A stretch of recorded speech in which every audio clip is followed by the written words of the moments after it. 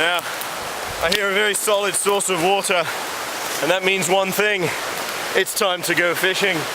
Now, to get down a hill, a descent like this, what you want to do is you want to use quick, short, small steps, and a lot of them, because you're going to be moving very fast, very quickly. So I'm going to go ahead and jump down this.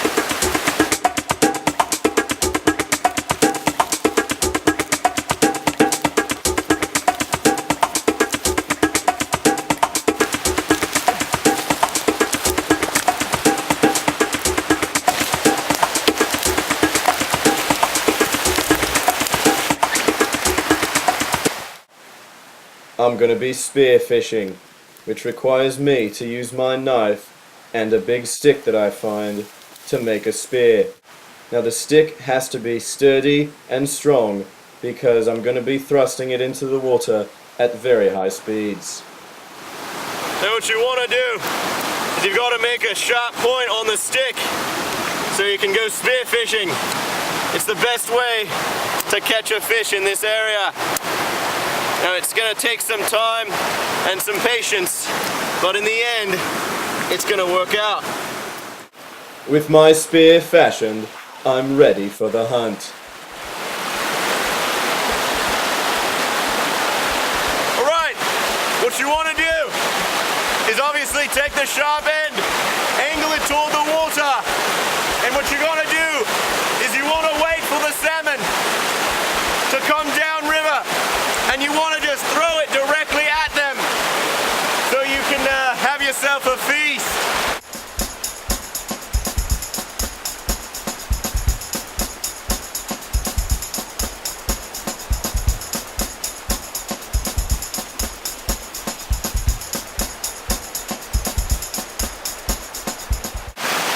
Well, method 1 has failed me.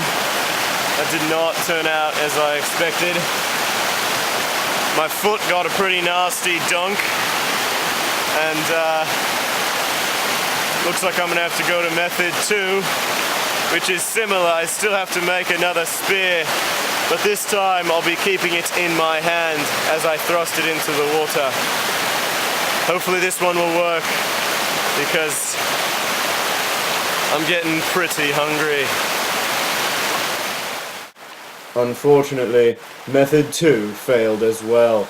Looks like I'm gonna have to search for other means for sustenance.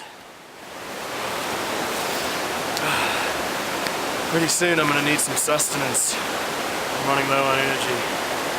I'm getting tired and lethargic. Now, these are pine needles. They're perfect for eating. We haven't eaten in a while. Not only are they great sources of protein and potassium, but they also retain water at an alarming rate.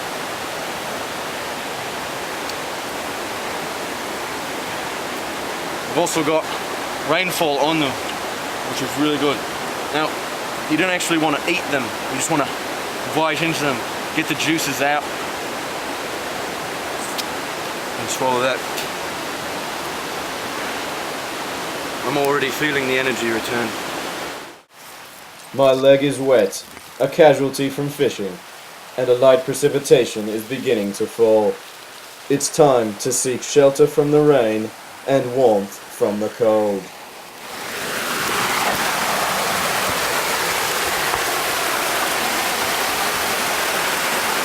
This rock overhang is a perfect spot to escape the rain and to perhaps build myself a fire. The first step to a warm fire is good, dry tinder. Oh, this is no good.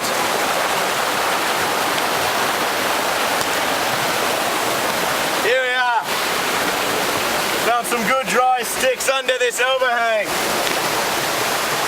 Now, underneath big rocks like this is always a good place to look. You want to get the thick, bigger sticks that are going to provide most of the warmth for the fire. But you also want to get the smaller ones, which are going to start it, as well as the roots, which will really be invaluable at the very beginning of the fire. This will be good to start. When constructing a fire, Shelter it from the prevailing wind with a large rock. Place the most instantly flammable material at the bottom, and then build a teepee of thicker twigs around it. This will provide the oxygen to your initial flames. Now, this will get us started, and then once this is lit, then we'll add the thicker sticks on later. But for now, this will get us started. To generate a spark, we'll need some rocks.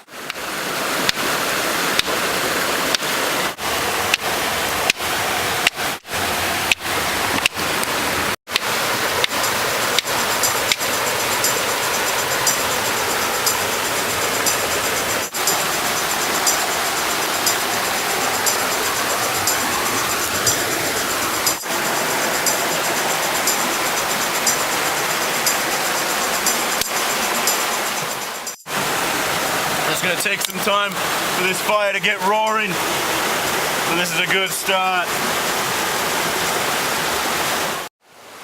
Now that I'm warm and dry, it's absolutely imperative that I remain this way. Otherwise, I could fall victim to hypothermia, a condition during which the temperature of the body falls dangerously low. Sometimes the side of the river can be too treacherous, with either brush that is too dense, slopes that are too steep, or rocks that are too dangerous. So unfortunately, sometimes the river is the easiest way to go.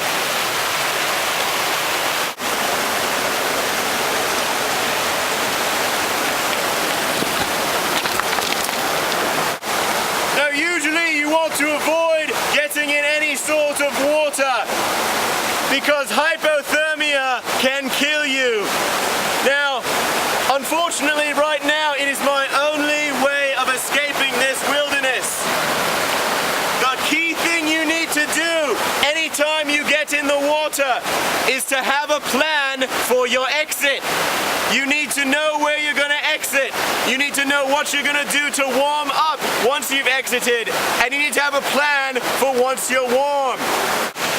Now the last thing I'm going to do before I jump in is to take off my beanie and place it in my breast pocket in order to keep it dry. When I get out, I'm going to want to put it on for warmth. One of the most important things I learned in my 3 months of professional river guiding was to swim with a ferry angle of 45 degrees upriver. Here goes nothing.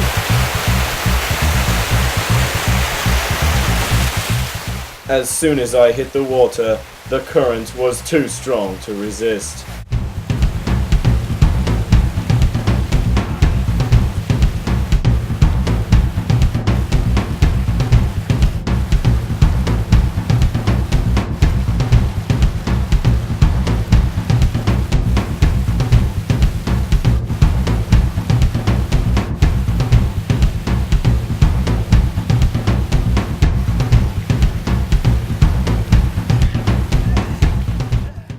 Now it's time to get all my clothes off. I've got to get warm. God, my fingers are freezing. I can barely feel them or move them.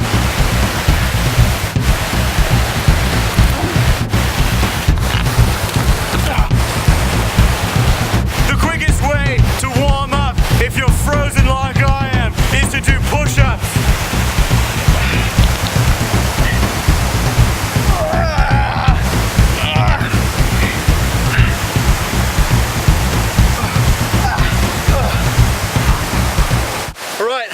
Now I'm only going to be putting my jacket back on for now. The others are way too soggy and wet to put on, but this will keep me warm. This will keep all the warmth that I'm creating in. I'm already feeling a bit warmer. Now, get out my beanie, which has remained remarkably dry, and put that back on to keep all the heat from escaping my head. Put this guy back on and head uphill.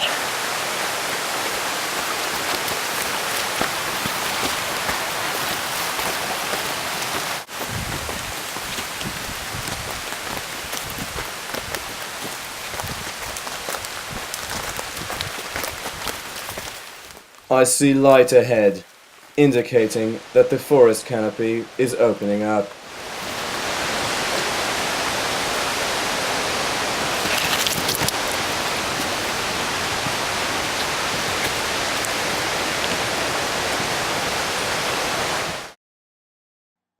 The sun has gone down, and it is getting darker by the minute.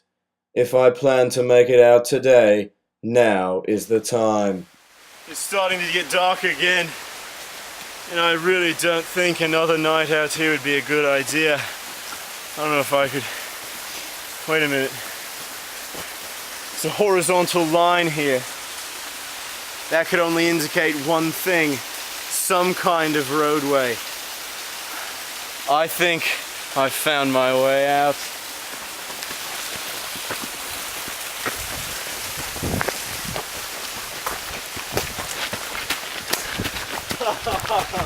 Oh, this is beautiful. Oh, yes. Yes, this is beautiful. I could not have survived another night out there. My God.